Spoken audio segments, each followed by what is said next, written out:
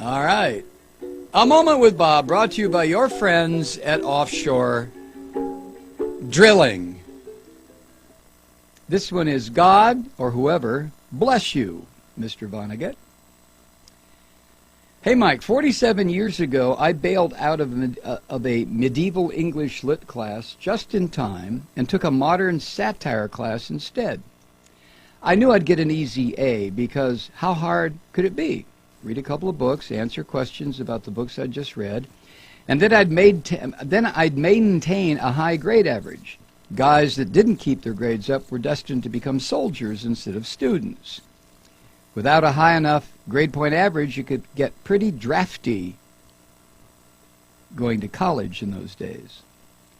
The assigned reading list was fairly long. I can only remember 2 of the books from the stack I brought back from the bookstore because they changed my life.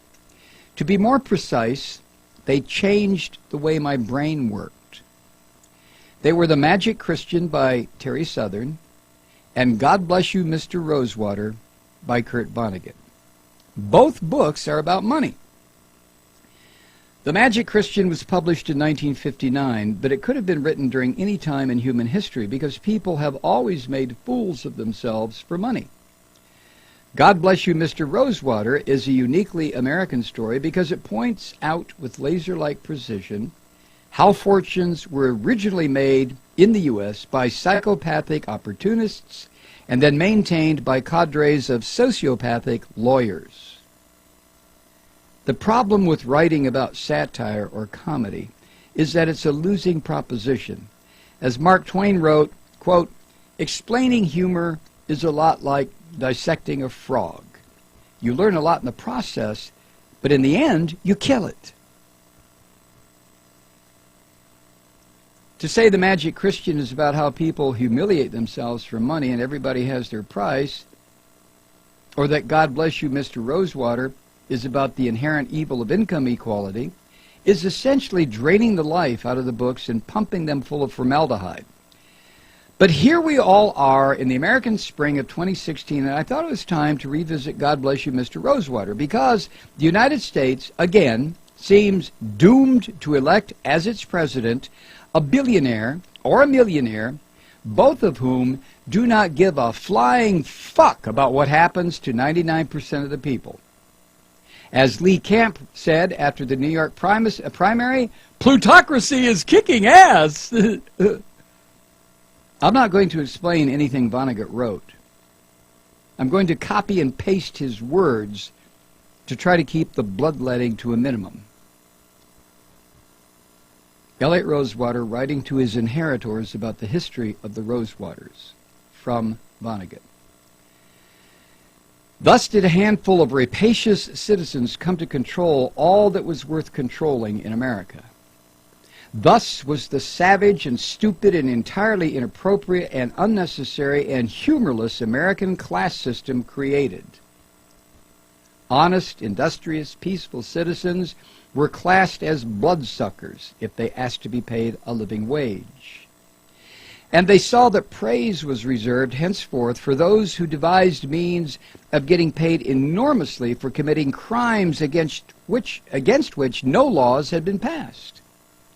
Thus the American dream turned belly up, turned green, bobbed to the scummy surface of cupidity unlimited, filled with gas, went bang in the noonday sun. Samuel became even more interested in politics than his father had been, served the Republican Party tirelessly as a kingmaker, caused that party to nominate men who would whirl like dervishes, bawl fluent Babylonian, and ordered the militia to fire into crowds whenever a poor man seemed on the point of suggesting that he and a Rosewater were equal in the eyes of the law. And Samuel bought newspapers, and preachers too. He gave them this simple lesson to teach, and they taught it well. Anybody who thought that the United States of America was supposed to be a utopia was a piggy, lazy, goddamn fool. Samuel thundered that no American factory hand was worth more than 80 cents a day. And yet he could be thankful for the opportunity to pay $100,000 or more for a painting by an Italian 3 centuries dead. And he capped this insult by giving paintings to museums for the spiritual elevation of the poor. The museums were closed on Sundays. Elliot Rosewater on the military. You know, I think the main purpose of the Army, Navy, and Marine Corps is to get poor Americans into clean, pressed, unpatched clothes so rich Americans can stand and look at them. Elliot Rosewater speaking with his father. The least a government can do, it seems to me, is divide things up fairly among the babies. Life is hard enough without people having to worry themselves sick about money, too. There's plenty for everybody in this country, if we'll only share more. And just what do you think that would do to incentive?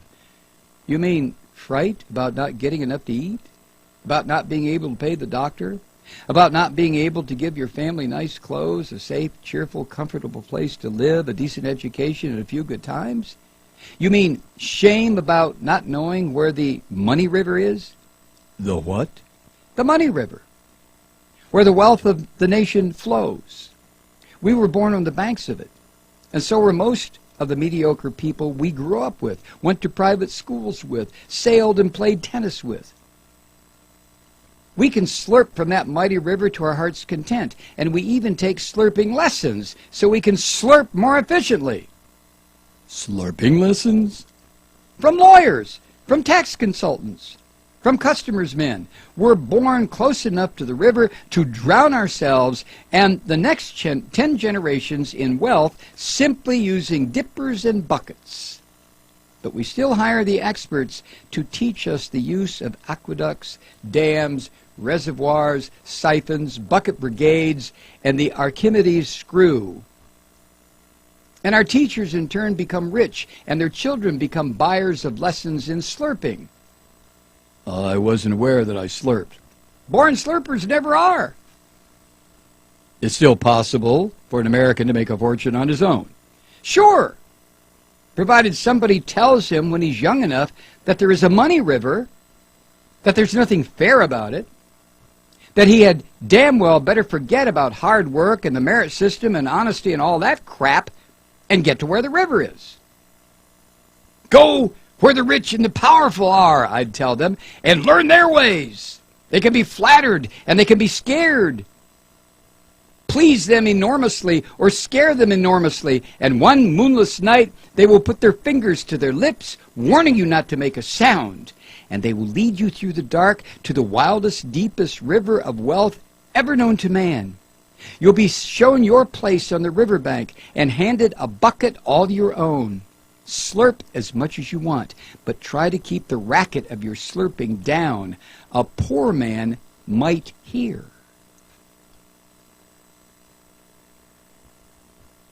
End quote, Vonnegut.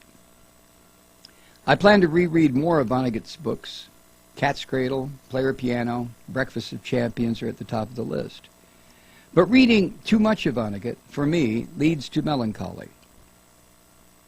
It's when I hold up one of his books next to reality and see they are exactly the same. And as Vonnegut wrote many times, so it goes. But these last words are Terry Southern's. And some say it does, in fact, still go on. They say it accounts for the strange, searching haste which can be seen in the faces, and especially the eyes of people in the cities every evening, just about the time now it starts getting really dark. Regards, Bob.